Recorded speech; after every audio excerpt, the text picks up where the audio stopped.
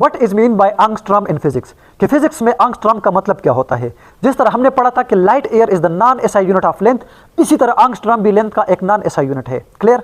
अब जिस तरह ये मैंने लिखा है ए के ऊपर एक छोटा सा सर्कल, तो ये जो सिंबल बनता है ये रिप्रेजेंट करता है एंगस्ट्रॉम को। क्लियर।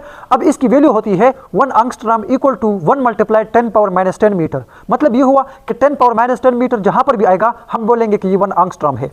अब मैं इस तरह भी लिख सकता हूं कि 0.1 मल्टीप्लाइड 10 पावर माइनस 9 मीटर। मतलब ये हुआ कि 0.1 नैनोमीटर। अब 0.1 नैनोमीटर क्यों? क्योंकि 10 पावर माइनस 9 को प्रीफिक्सेस में हमने नैनो का नाम दिया था, तो मैं लिख सकता हूं कि 1 एंगस्ट्रॉम इक्वल टू 0.1 नैनोमीटर। अब इसका यूज या इसके एग्जांपल में क्या आता है? हीलियम का न्यूक्लियस और हीलियम का एटम।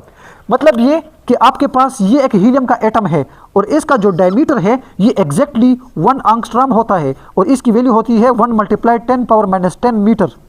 क्लियर। अब इस एटम का जो न्यूक्लियस है ये वाला, इसका जो डायमीटर है वो इक्वल होता है 1 फेम्टोमीटर।